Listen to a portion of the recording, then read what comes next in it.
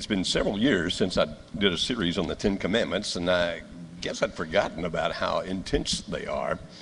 And then when you talk about them, some of these subjects are extremely difficult to talk about, and particularly when you're in a mixed audience, not just meaning males and females, but some children in the room, because it deals with real life and the kinds of things that people really do. And when you deal with that, there are difficulties that arise because of the fact that, well, some of the things that the Bible says you shouldn't do, just to talk about them can be quite upsetting to some people. As we've been going through the Ten Commandments, you may remember that the list goes like this. The first is, you shall have no other gods before me. The second, no graven image. In other words, you do not worship an idol. The third is that you do not use the name of the Lord God in vain. The fourth is to keep the Sabbath day holy. The fifth, honor your parents. The sixth, thou shalt not kill. The seventh, which is where we are today, is thou shalt not commit adultery. Then comes don't steal, no false witness, and no covet. But to talk about adultery means you've got to talk about some things that are not always comfortable to people. One of the difficulties we have in studying the Bible is the fact that they were written in languages that we don't speak today. For example, the Old Testament was written in Hebrew, and there are people who still speak Hebrew, but every language changes over time. The New Testament was written in Koine Greek. That was a particular kind of Greek language. Maybe the best way to understand it is this. In our culture, there is English, of course, but people speak English in different places in America. Have you noticed that? Like if you go to the Northeast, they speak English differently than they do in the Southeast and out in the West and etc. Over around Knoxville, for example, if you say, what are you-uns doing, they understand what you're talking about. And if you're over in Texas and they say, jeet yet, you say, what? Jeet yet? Have you had your meal lately? That's what they're saying over there. It's just a different way of talking. And so as you go around the country, you say, well, okay, so even people who speak Hebrew, as language evolves, some of the words evolve. Well, you know that from English as well. The one we illustrate with all the time, so forgive my overuse of it, is the word gay. When I was a boy, gay meant happy. And when we watched the Flintstones as children, and it said Fred and Barney had a gay old time, we didn't think anything bad about that at all. That word has evolved over time to where now it primarily refers to people who are attracted to the same gender. So words change. Now, when we start looking at the word adultery, you understand that that's exactly the same when you start studying something like that. Now, we'll start with a broad general definition that probably most of us would agree with, and we'll see where we go from there. That adultery would be a violation of a marriage covenant.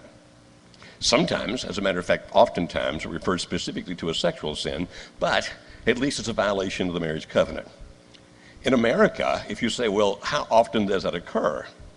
Well, if you think about our country, we're kind of in an unusual statistical situation right now in the US of A. We have more women in America living without husbands than we have women living with husbands. That's the first time in our history. We hit that about 10 years ago, by the way, except like an anomaly such as the Civil War or World War II, when that anomaly would make that make sense. But we don't have that kind of thing occurring right now, not at least in that way, but we have more women living without husbands than women living with husbands. We have somewhere in the vicinity of 60 million married couples in America. 60 million couples who are married to each other, and that's from whatever age to whatever age. I mean, if they're still married, even if they don't know they're here, they would be in that statistic, you understand. In America, every given year, we have about 2.1 million marriages on average. About that many couples get married. Every year in America, we have about 1.3 million divorces that take place in America every year. In the state of Tennessee, roughly 30,000 divorces take place every year. Anybody discouraged yet? Then if you start looking at other statistics and the research and you say, well, of the people who are married, how many of these marriages will be affected by infidelity? By the way, we've in our culture chosen another word to make that sound less intense. We call it an affair, because it just doesn't sound quite as bad, does it? I mean, if you say adultery, that sounds terrible, but affair doesn't sound quite so bad. So what percentage of marriages in America sometime in the course of their marriage are affected by infidelity? It's according to which research you believe, because different research projects come up with different numbers, but it appears to be somewhere around 60%. That 6 out of every 10 marriages in America at some time in the course of the marriage will be affected by infidelity. Well, more often by the husband than by the wife, but it's both genders that will participate in this. Now, if you are a member of the armed forces in America, and by the way, unless I've miscounted, next Sunday is Veterans Day, is that correct? So bring your guns, We're going to shoot him while we sing. It's going to be a great day. That is a joke. Okay, well, you told me to bring the thing. No, it's just a joke. We're not going to really shoot it. You can bring them, but you don't shoot them. Okay. If you're in the military and you're convicted of committing adultery, you are punished. Many corporations, that would actually be the case if you were in certain positions. Obviously, it does not apply to the presidency, but it does apply to many other situations in America. And we look at that and go, okay, if that happens that often, then we really ought to be talking about this a lot more. And why in the world would that be occurring so commonly in our culture? Well, I haven't read the research about different parts of the world, such as Europe and Asia, and I just haven't. My guess is it's probably a lower percentage in Antarctica, just because there are not as many people down there. But then again, it's cold, I don't know. But if you look around at these statistics and say, how in the world could that happen? Well, let's look at it this way. Here's the command. It's in Exodus chapter 20, verse 14. It's very simple. You shall not commit adultery. So what does that mean? Well, in the Old Testament, if you were convicted of adultery, it wasn't that you were punished in some bad way you were punished in a bad way. You were punished in the ultimate bad way. In the Old Testament, if you committed adultery, here's what happened. Deuteronomy 22, verse 22. If a man is found sleeping with another man's wife, both the man who slept with her and the woman must die. You must purge the evil from Israel. So in the Old Testament, if you were convicted of adultery, and by the way, all capital crimes in the Old Testament had to be at the mouth of at least 2 witnesses. It couldn't just be somebody spreading a rumor. But if you were convicted, it was capital punishment. Both the man and the woman were killed. If you look at it this way, we're going down to verses 25 and 26. If out in the country a man happens to meet a young woman pledged to be married, so you must understand that adultery in the Old Testament didn't apply just to women who were married. It applied to women who were engaged to be married. Well, because in the Old Testament, once you were engaged, you were considered to be married in every sense but one. You did not have certain rights to each other's bodies at that point, but you had every other right. And so if you were engaged, you were married. If out in the country a man happens to meet a young woman pledged to be married and rapes her, only the man who has done this shall die. Do nothing to the woman. She's committed no sin deserving death. In other words, it's not her fault. Adultery was committed, but she did not participate willingly, is what he's saying, and therefore the man should die, but not her. You say, well, what if he raped a woman who was not engaged or married? Things were different. Now, adultery in the Old Testament is a violation of the marriage contract. Because of that, it always involved a married woman. Let's say it again. It always involved a married woman. You see, in the Israelite, in the Israelite law as well as the Roman law, the term, that is the word adultery, was confined to illicit intercourse of a married or betrothed woman with any other man than her husband. Other unchaste relations were disapproved, but they were described by different words. They were not called adultery. Look at this. It says the parties to this crime, that is adultery, were a married woman and a man who was not her husband. The toleration of polygamy, indeed, renders it nearly impossible to make criminal a similar offense committed by a married man with a woman not his wife. You say, what do you mean? In the Old Testament, the man could have more than one wife. Therefore, if Joe is married to Alice, we have a covenant, we have a contract, it's a marriage. If Alice were to be involved with any other man, she is in violation of that contract. She would commit adultery because she's violated our contract. But because the husband could marry more wives, if he were involved with another woman, it was not adultery because he had not violated his contract with Alice. Now, whether you agree or not, do you understand that?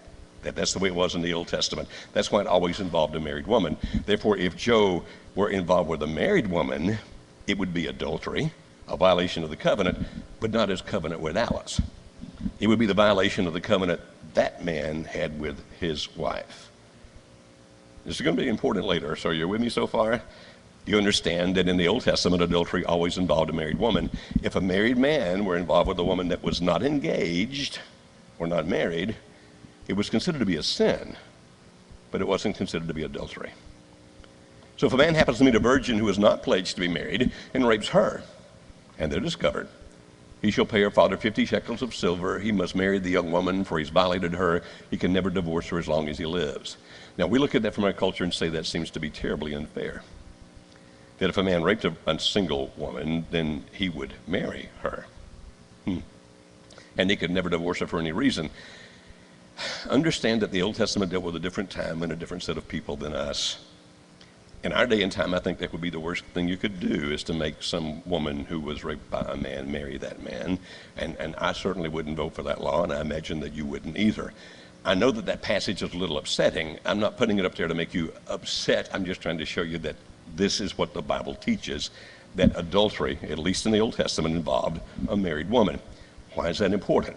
Because adultery in and of itself is not a sexual sin. Adultery in and of itself is a covenant violation. May I say that again?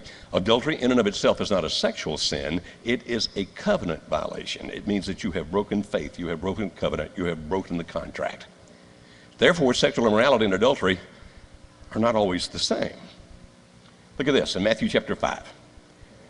When Jesus was being questioned by the Pharisees, he says, "It has been said that anyone who divorces his wife must give her a certificate of divorce." By the way, that's in Deuteronomy chapter 24. I'll show you the passage in a couple of minutes. "But I tell you that anyone who divorces his wife except for sexual immorality makes her a victim of adultery, and anyone who marries a divorced woman commits adultery."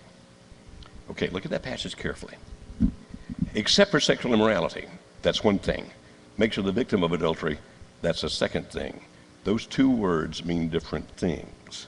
Can you see that in that passage? He's not using them interchangeably. Sexual immorality is one thing, adultery is another thing. That becomes important in a minute. In Matthew 19:9, he would say it this way: "I tell you that anyone who divorces his wife except for sexual immorality and marries another woman commits adultery." Adultery is a violation of the contract. Sexual immorality is a different word. It's from the Greek word porneia. It means anything that is a sexual sin. Anything that is a sexual sin. All right. So, look at it here in Hebrews 13:4. "Marriage must be honored among all, and the marriage bed kept undefiled, for God will judge the sexual immoral people and adulterers." That's the last passage on this, by the way. Marriage must be honored among all. So he's talking about marriage. The marriage bed undefiled. That's pretty clear. But notice he talks about two different things there. God will judge the sexually immoral, the word porneia, and adulterers. Two different things. You say, where are you headed with this? Well, I'll be surprised when we get there. Okay. Adultery, then, is the violation of a covenant relationship. Look at this in Ezekiel 23:37. It's talking about the people of Israel who have strayed from God. They have committed adultery and blood is on their hands. Okay, the people of Israel committed adultery. Yes, how? They committed adultery with their idols. They even sacrificed their children whom they bore to me as food for them. What it's talking about is that some of these people sacrificed their children to an idol, actually sacrificed them. Notice the word he uses. They committed adultery with their idols. You know, it's the same word that you saw back in Exodus 20:14 when it said, "Thou shalt not commit adultery." Now, obviously here it's not talking about something sexual. Here it's talking about the violation of a covenant. They committed adultery. What did they do? They broke their covenant with God. They committed adultery with their idols. With whom did they break their covenant with God? They broke their covenant by worshiping an idol.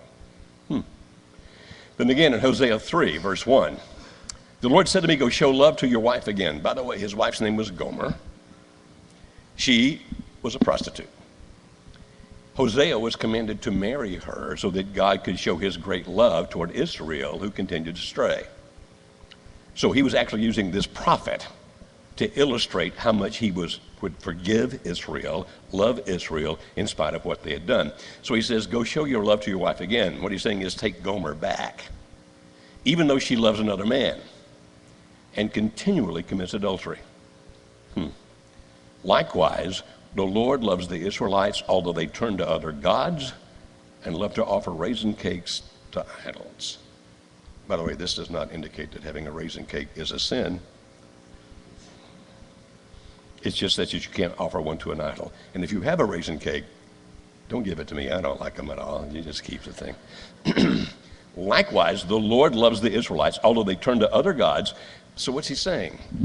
Gomer was committing adultery. Israel was committing adultery. She was doing it by cheating on her husband. Israel was doing it by cheating on God. But the way they were doing it was the fact that they were worshiping these idols. No, so have we made a point yet that adultery is a violation of a covenant? Can you see that from these passages? Do I need to go back over them 4 or 5 times so y'all finally agree? You will concede. Okay. Look at this. It's even in the New Testament. James 4:4-5. You adulterous people. Don't you know that friendship with the world means enmity against God? Enmity, by the way, means hatred. Is hatred against God. Therefore, anyone who chooses to be a friend of the world becomes an enemy of God. Or do you think Scripture says without reason that he jealously longs for the Spirit he has called to dwell in us? So even in the New Testament, the people who turned away from God, turned back to the world, were said to be adulterous. You have violated your covenant with me. You've broken the covenant. Now, you see the 2 different words? It has been said, anyone who divorces his wife must give her a certificate of divorce. But I tell you that anyone who divorces his wife except for sexual immorality makes her the victim of adultery, and anyone who marries a divorced woman commits adultery. That's the passage we've been headed to. You say, why? Well, I've already shown it to you twice. Have you ever noticed that sometimes, even in Christendom, we disagree with each other? Has anybody noticed that? If you want to get on the internet and look for this question, just type in "thou shalt not commit adultery," pull up all the various articles, and you know the internet is such an amazing thing. You can type in what you want. You want to get back to 3 sites that you really need to look at. You get back 16,472,000 sites, a few of which may have something to do with what you're talking about. Am I right? Okay. If you start looking for them, you're going to find that there is an argument with those in Christianity as to what adultery means.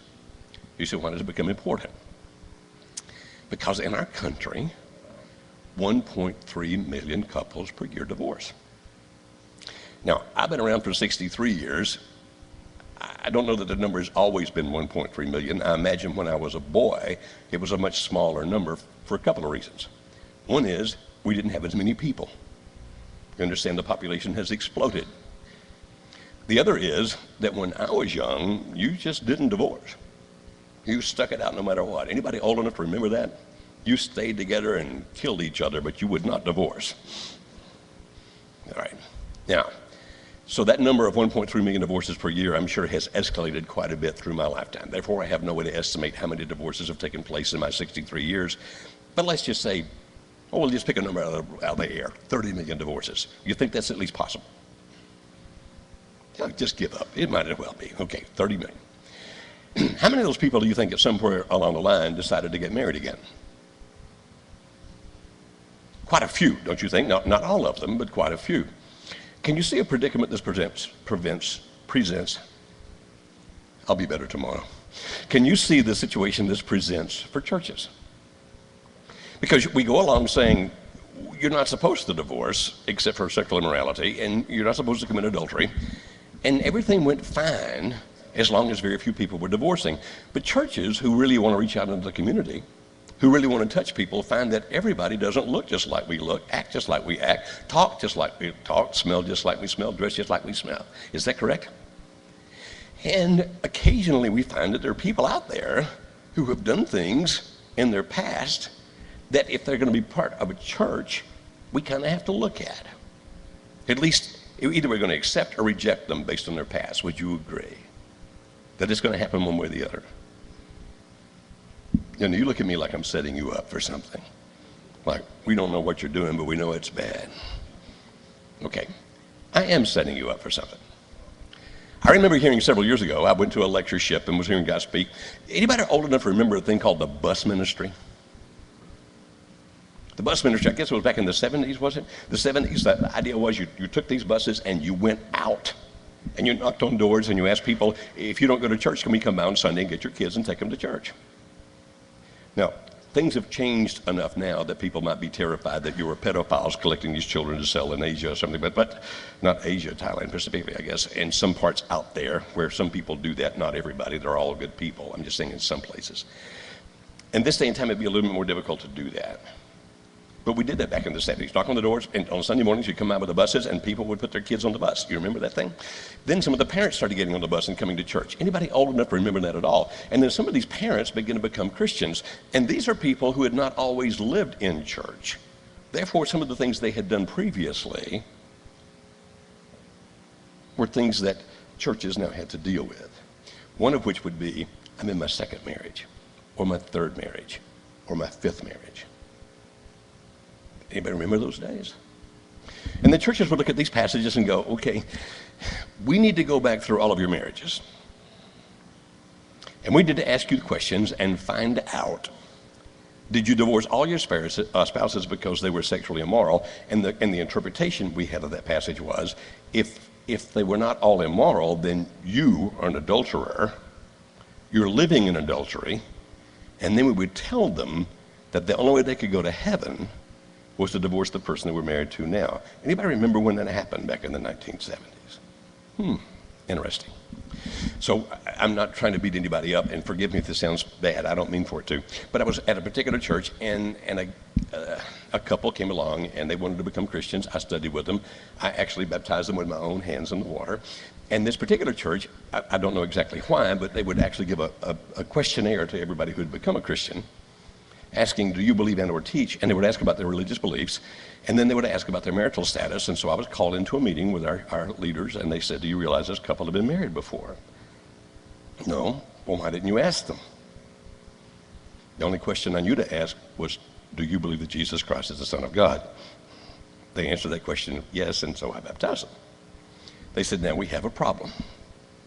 They were married before, it didn't end by adultery. And then they looked at me and said, what are we going to do about this problem? Has anybody ever been young and brash? Have you ever said things and the second it came out of your mouth you thought, I'm an idiot, I'm the biggest idiot? Actually, in this sermon I already had that happen once. I'm the biggest idiot. I really did, I'm not joking. I'm the biggest idiot on the planet. Young and brash, I said, you're the elders, not my problem. It was a totally inappropriate answer. To which one of the men got very mad, and he said, we wouldn't have this problem if you didn't baptize those heathens. Did I mention I was young and brash? My response was, whom else would you have me baptize? It wasn't long after when I left that church. I don't blame them. I was pretty arrogant. I don't blame them. I really should have left that. They didn't fire me. I left before they could. But it was a situation the churches dealt with and said, we have to tell these people that they've been married before, and it didn't end by sexual immorality, that they're living in adultery and they have to go back to the first spouse. That was the belief system. Now, you may still believe the same. I do not. I'm going to share with you why, even as we talk about thou shalt not commit adultery, because there's two main points to this lesson. Now, this is the passage he's talking about. You see back here it says, it has been said, anyone who divorces his wife must give her a certificate of divorce. This is it. This is the passage where it was said. Deuteronomy 24, 1 and 2. If a man marries a woman who becomes displeasing to him because he finds something indecent about her. I'm going to try to be as delicate as I can. The word indecent is used in the chapter before, chapter 23, to refer to human waste. That's as delicate as I can make it. If he finds something indecent about her, in other words, is repulsive, if he finds something about her repulsive, and he writes her a certificate of divorce, gives it to her, and sends her from his house, and if after she leaves his house, she becomes the wife of another man, and her second husband dislikes her and writes her a certificate of divorce, gives it to her, and sends her from his house, or if he dies, then her first husband who divorced her is not allowed to marry her again after she's been defiled. That will be detestable in the eyes of the Lord. Now, did you read that command? Understand, in the Old Testament, men could divorce, women could not. Therefore, he's talking to him. If you decide to divorce your wife, if she is still single, you can remarry her if you come to your senses. But if she marries Charlie, then it doesn't make any difference what happens next. If Charlie divorces her or if Charlie dies, you can never remarry her. Why? It would be detestable in the eyes of the Lord. That's the Old Testament. Are you reading that? Therefore, young Joe would sometimes look at a couple and say, no, you've got to divorce her and marry her. Or to the woman, you've got, what I was telling him was to do this. The thing that in the Old Testament was detestable, I was telling them they had to do. You see any inconsistency in that? I was saying you've got to do what God once found detestable. Now, has God changed? Okay, shake your head like this. That's a no answer. God has not changed.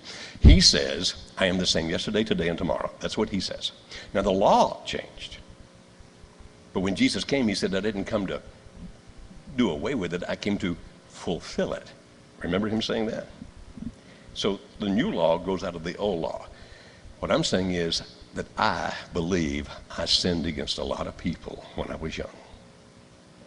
Because I would tell them, since your first marriage didn't end by sexual immorality, you have to divorce the second spouse and then go back and remarry the first spouse.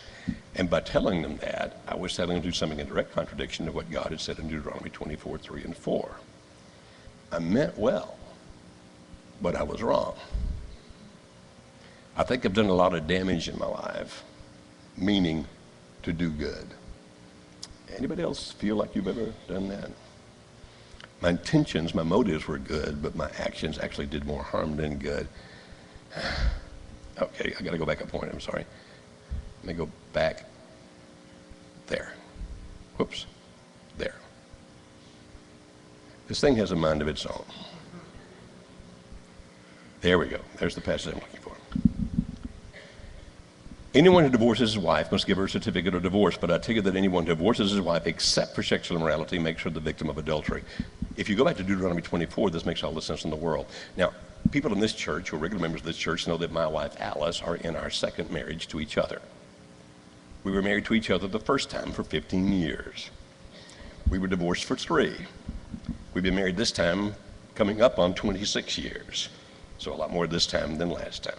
You understand? Okay, now, you look at this and say, anyone who divorces his wife except for sexual immorality makes her the victim of adultery. I divorced Alice. Had she been sexually immoral? She had not. You say, then how did you make her the victim of adultery?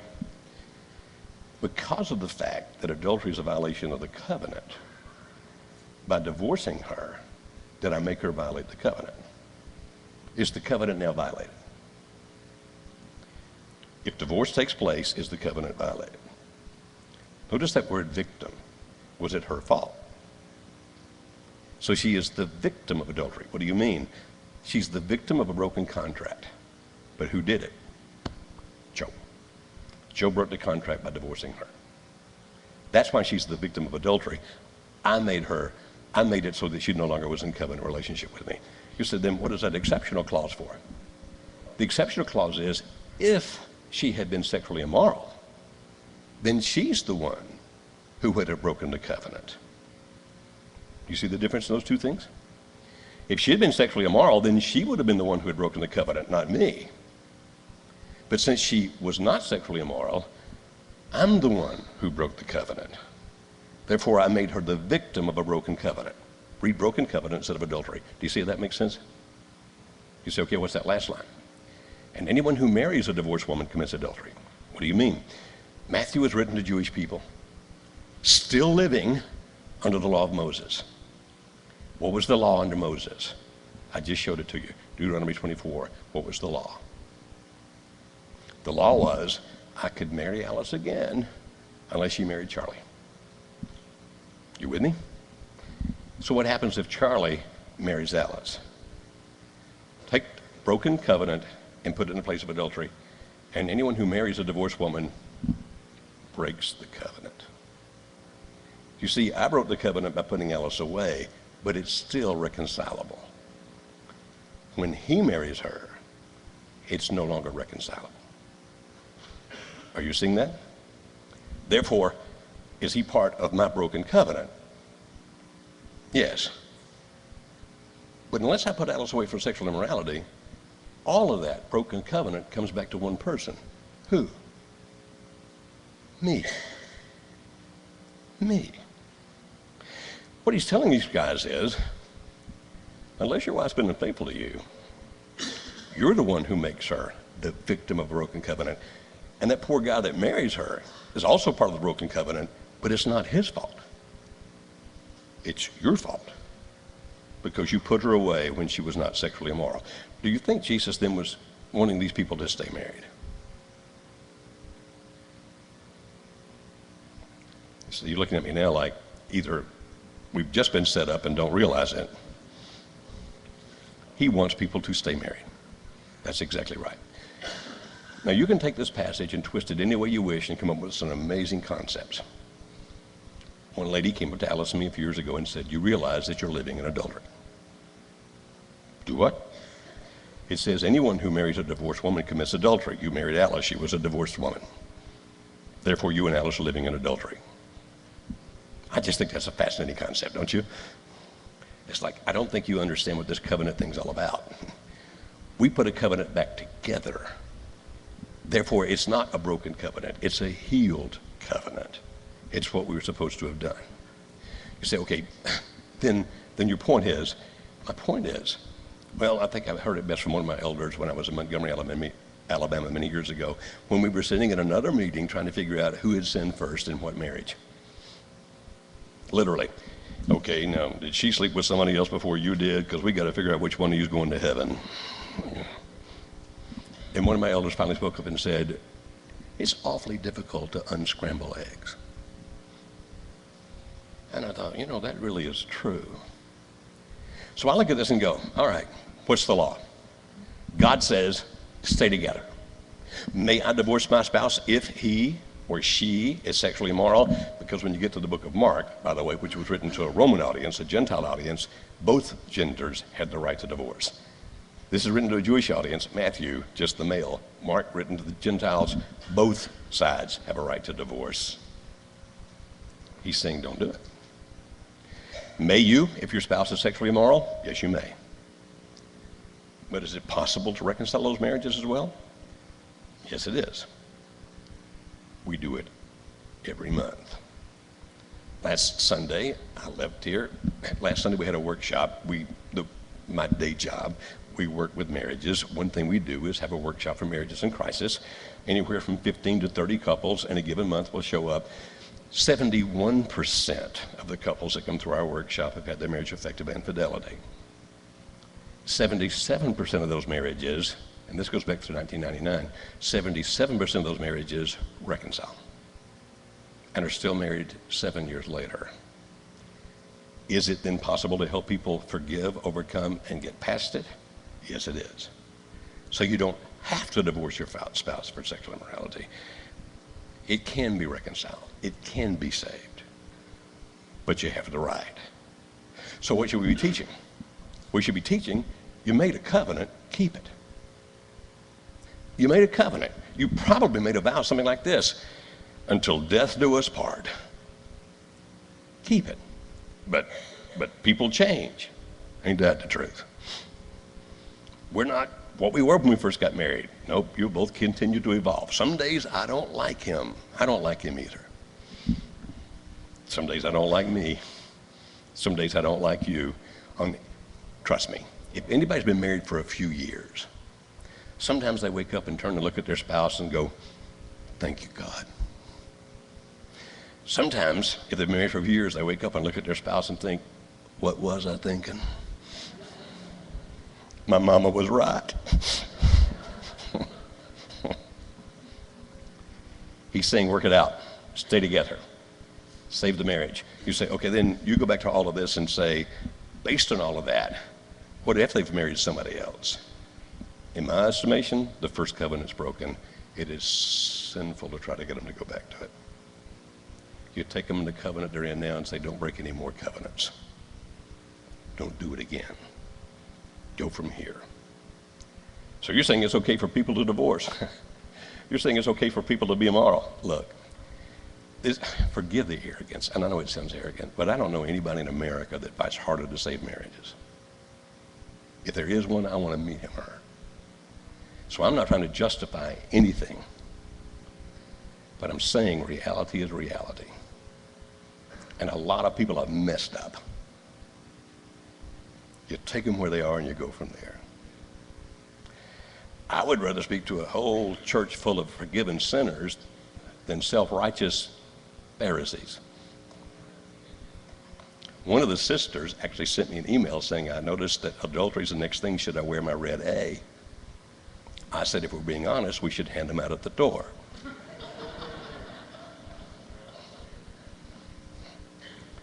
Because we're all sinners.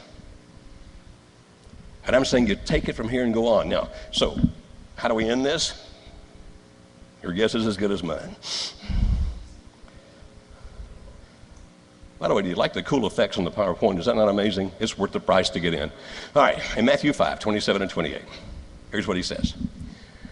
You have heard that it was said, you shall not commit adultery. This is Jesus speaking. But I tell you that when anyone, it's not just a man, but anyone who looks lustfully at a woman lustfully has already committed adultery with her in his heart. By the way, do you think it's possible for women to lust as well? I'm just saying, look at me.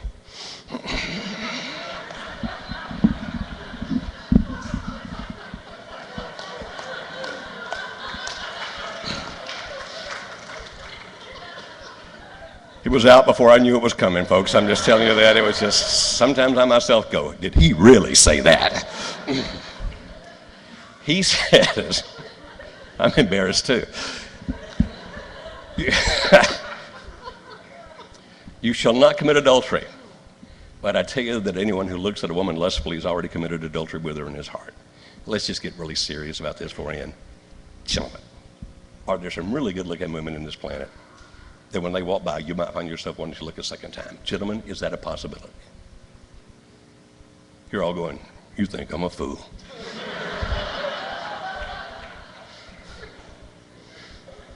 All the way home to me, who?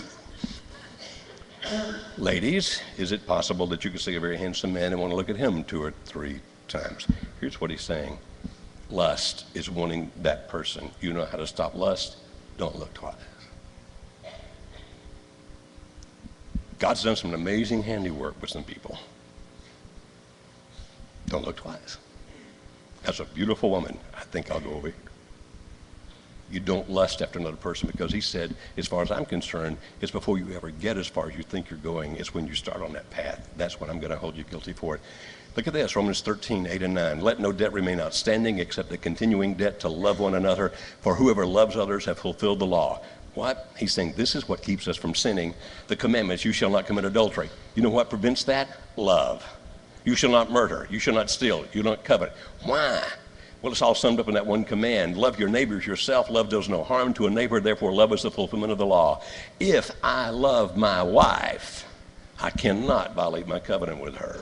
When I did violate my covenant with her back in 1984, it's because I didn't love her. If I lived by the law of love, I would have never committed that sin. Does that make sense? I love her now with all of my heart. By the way, if you say, but I'm married to this one, but I'm in love with that one. If you really love her, how in the world could you be unfaithful with her? It's a capital crime in the Old Testament. Does God need to say more about how aggravated he is about this thing? Does God need to tell more about the consequences that come to a person's life when they violate their covenant? I mean, is that clear? And so if I'm married to this one and I'm in love with that one, if I get involved with that one, it's certainly not an act of love, no matter what I say I feel. Because how could I get her to do that wrong and bad thing if I truly love her? Is that right? And if I loved me, how could I do that to me? What do you mean? A man who commits adultery has no sense. Whoever does so destroys himself. So there's the 2 points. Take them or leave them. Number 1, Let's take people where they are and go from that point on. We don't need to beat people up for their past. What's wrong is wrong. Let's go from here. And the second thing is, we have to keep ourselves pure. We cannot do it to our spouses. We cannot do it to those people with whom we might get involved. We cannot do it to ourselves, because to do so is wrong. And if you are doing that now, get somebody to help you stop now. Probably not going to be the kind of thing you're going to come up here and talk about, but you can talk to some of us privately about it. And don't think you're going to stop by yourselves, because if your emotions are that strong, you're not going to quit it on your own. But there are people who will not judge you, but who will stand beside you and who will help you stop destroying yourself. If there is something we can pray with you about, make your need known while we stand and sing.